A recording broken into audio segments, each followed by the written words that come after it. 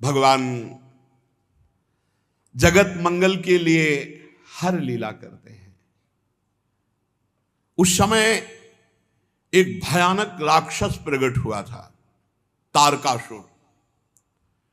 इतना प्रबल प्रतापी था कि तीनों लोक में कोई भी लोकपाल, कोई देवता, कोई ऋषि मुनि अपने श्राप से या अस्त्र शस्त्र से, दिव्यास्त्र से मार ही नहीं पा रहे थे तारकासुर को। अजर अमर, जीता नहीं जा सकता था। सब ब्रह्मा जी के पास गए और ब्रह्मा जी से कहा कि हमें तो लग रहा है इस दैत्य की मृत्यु ही नहीं होगी। कोई भी देवताओं के अस्त्र शस्त्र, ऋषि मुनि के शाप और दंड, कुछ नहीं इसके ऊपर प्रभाव पड़ रहा। तो ब्रह्मा जी ने कहा मैं देखकर बता सकता हूं कि तुम जितने भी लोकपाल सब मिलकर मारो तो भी नहीं मारा जाएगा। इसे भगवान शंकर का पुत्र हो तब मारा जाएगा। भगवान सहायता करें। और मैं जो कह रहा हूं वो बात ध्यान से सुनो। सती जी ने दक्ष के यज्ञ में देह का त्याग किया और हिमांचल के घर में पार्वती जी के रूप में जन्म लिया। भगवान शंकर को पति बनाने के लिए घोर तप किया। इधर भगवान शिव जी तो सब कुछ छोड़े हुए पुनः समाधि में। जे ही पार्वती जी की सूचना मिली तो प्रेम में मगन होकर मन को संभाला और समाधि में गए। अब बड़े असमंजस की बात है कि ब्याह के लिए इनकी समाधि भंग हो, और समाधि भंग करने की सामर्थ्य त्रिभुवन में किसी के नहीं। एक उपाय हो सकता है, यदि तुम सब जाकर कामदेव की विनय करो, कामदेव जाए भगवान शिव को काम से युक्त करे तो विवाह होने में देरी न लगे। शिव की समाधि काम भंग कर सकता है। जाकर शिव जी के चरणों में हम तुरंत मना लेंगे, समाधि केवल ये भंग करे, और विवाह के लिए राजी क्षण में हम उन्हें कर लेंगे। ब्रह्मा जी ने कहा, क्योंकि ब्रह्मा जी को पता था हरि जी ने पहले वचन ले लिया है। लेकिन पार्वती जी के प्रेम को सुनते ही इतना उमगे और बस समाधि में पहुंच गए। अब देवताओं ने कामदेव को बुलाया। कामदेव उपस्थित हुए, 5 बाण धारण करने वाला और मछली की ध्वजा। देवताओं ने कामदेव से कहा कि हम सब पूरे त्रिभुवन की रक्षा इस समय तुम्हारे हाथ में है,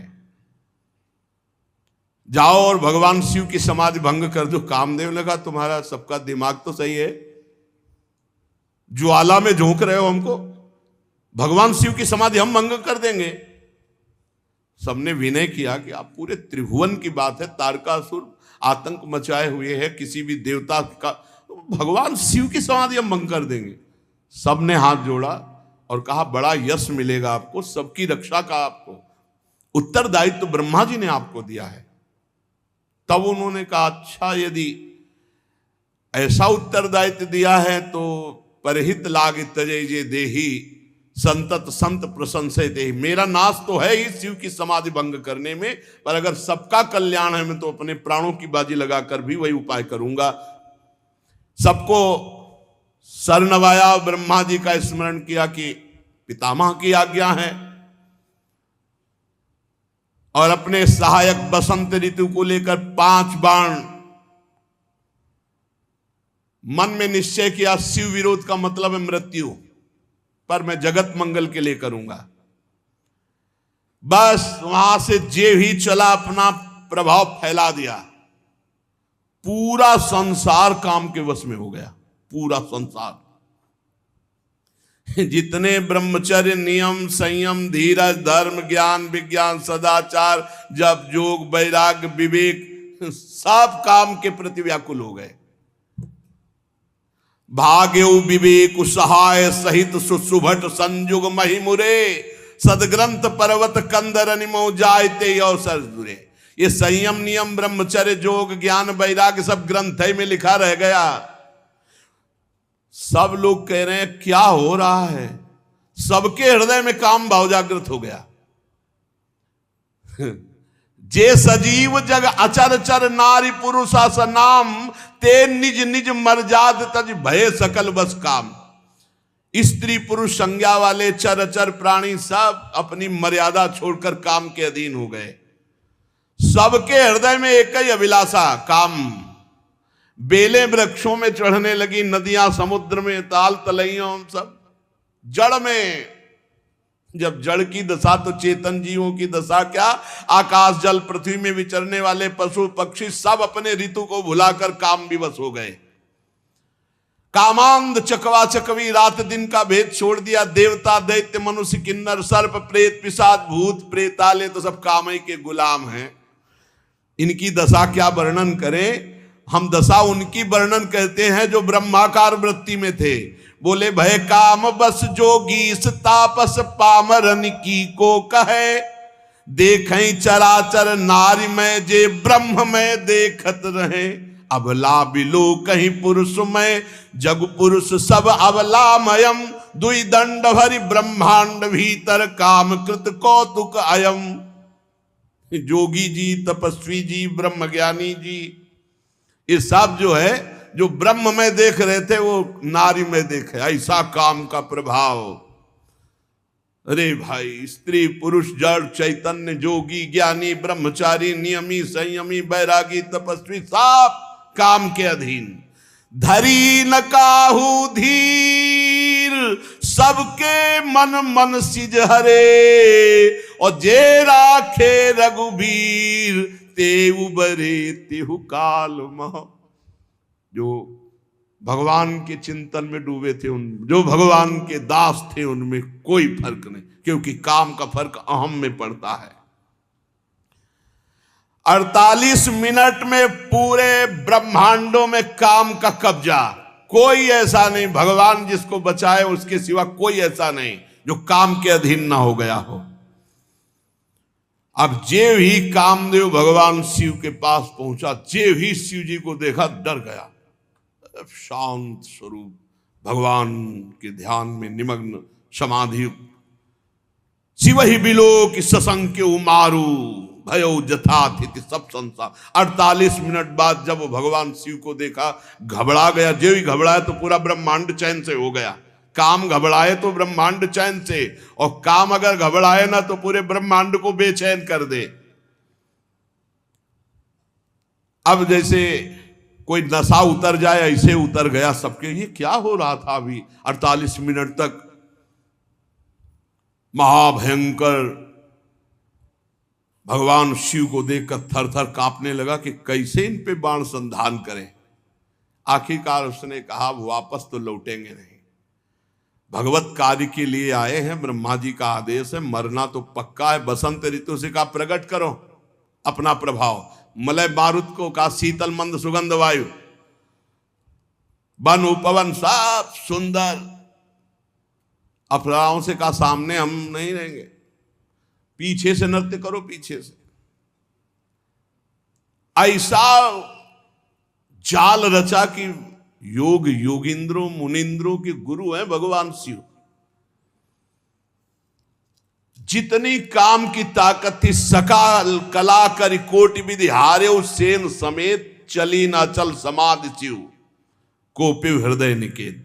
सब कला कर लिया, कुछ फर्क नहीं पड़ा भगवान शिव की समाधि में। वो अपने ही स्वरूप में है।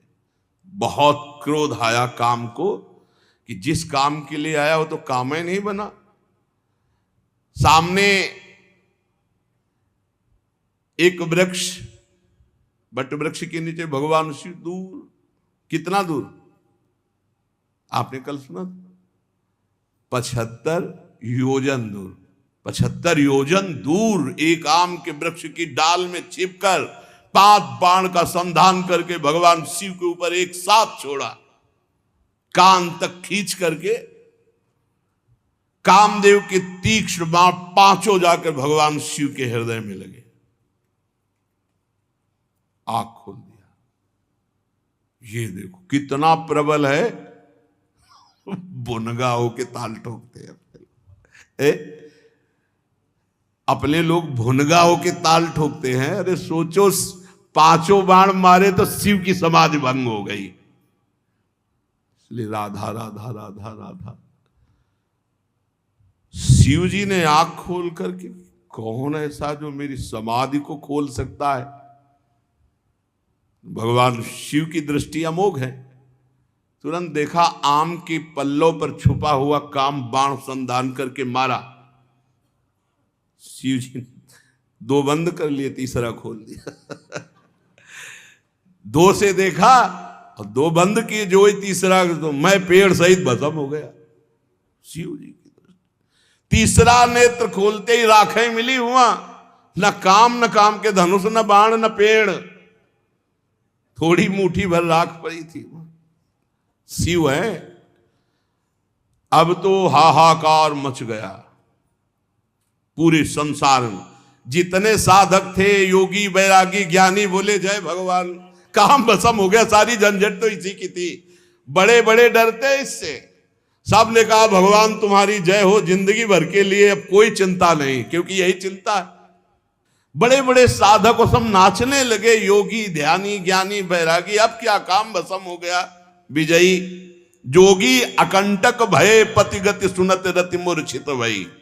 रति ने सुना हमारे पति को भगवान शंकर ने भस्म कर दिया, रोते हुए गए, चरण पकड़ा, आशुतोष कृपालु शिव आप हमारी रक्षा करें, आपने तो हमारे सुहागई को भस्म कर दिया, प्रभु आप कृपा करो। तो कहा ठीक है, तुम्हारे पति का नाम आज से अनंग होगा।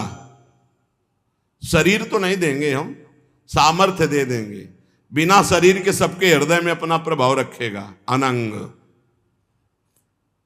शरीर रहित पर सबको अपने अधीन करने की सामर्थ्य। और शरीर से तुम मिलोगी जब जदुवंश कृष्ण अवतारा, होई हरन महामही भारा। कृष्ण तनय होई ही पति तोरा, बचनु अन्यथा होई न मोरा। जाओ इंतजार करो, जब भगवान द्वापर में कृष्ण रूप से अवतरित होंगे तो उनके पुत्र प्रद्युम्न के रूप में तुम्हारा पति शरीरधारी, तब तुम मिलोगे। अभी तो अनंग रूप से रहकर पूरे जगत पर शासन करेगा। रति प्रसन्न होकर भगवान शिव की कृपा मनाती हुई चली गई। अब देवताओं ने सब समाचार सुना, सीधे बैकुंठ पहुंचे। ब्रह्मा जी को ब्रह्मलोक से, बैकुंठ से हरि को, और कहा प्रभु तुरंत कैलाश चलो, दोबारा समाधि न लगने पावे, क्योंकि फिर वो अपने मन को समाधि में लगा लेंगे। विवाह की बात तुरंत रख दो चल के, अब समय मत दो। सब गए और बोले कृपा सिंधु वृषभध्वज, याद होनी चाहिए आपसे। हमने कहा था विवाह, आप समाधि में बैठ गए तो भंग तो हो गई समाधि। सकल सुरन के हृदय शंकर परम उछाहु, निज नैनन देखा चाहे नाथ तुम्हार विवाह। कैसे आए सब? बोले प्रभु हम तो सब बाराती बनने के लिए बिल्कुल तैयार है, दूल्हा बन जाओ आप, और विवाह अब समय नहीं देंगे आपको समाधि का। प्रभु पार्वती ने अपार तपस्या की आपकी प्राप्ति के लिए, अब अंगीकार कीजिए। भगवान शिव मुस्कुराए। ब्रह्मा जी ने कहा, दुंदुभी बजना शुरू हो गई, जय हो। ब्रह्मा जी ने कहा सब तैयारी करो, बारात की तैयारी करो, क्योंकि इनके पास तैयार होने के लिए कोई व्यवस्था थोड़ी, सब तैयारी करो। नगाड़े बजने लगे, जय हो जय हो। भगवान शंकर ने कहा कि सप्त ऋषियों ने हमें बताया था पार्वती जी के प्रेम को, तो ब्रह्मा जी ने कहा हमने उनको घर भेज दिया है, और हमने सूचना भी कि विवाह की तैयारी करो। वहां तो तैयारी पहले से शुरू है, अब आप तैयारी कर लो। ब्रह्मा जी ने कहा देरी की बात नहीं है, लगन इधर लगन। मंगल कलश हिमवान के दरवाजे पर, कैलाश में क्या मंगल कलश, सुमन वृष्टि हो रही है। ब्रह्मा जी ने कहा देखो दूल्हा रहोगे आप, पर आगे नहीं रहोगे, सबसे पीछे तुम्हारी बारात रहेगी, सबसे पीछे भगवान शंकर। लगे सवारन सकल सुर वाहन विविध विमान, हुई सगुन मंगल सुबद करई अप्सरा गान। अब अपने अपने सब वही कैलाशय में श्रृंगार हो रहा है। भगवान विष्णु की अलग, ब्रह्मा जी की अलग, देवराज इंद्र की अलग, वायु देवता की अलग, वरुण देवता की अलग। भगवान शंकर ने हुंकारा भरा कि आ जाओ भाई हमारे पार्षद, हमारी भी तो बारात है, तो आओ सब हमें श्रृंगार करो। तो दूल्हा का श्रृंगार हो रहा है। दूल्हा कौन है, बस यही ध्यान रखना है, देवादिदेव महादेव। तो अब इनका श्रृंगार कैसा होगा और इनकी बारात कैसी होगी, आज कर लेने दो श्रृंगार, कल विवाह करते। श्री राधा वल्लभ लाल की।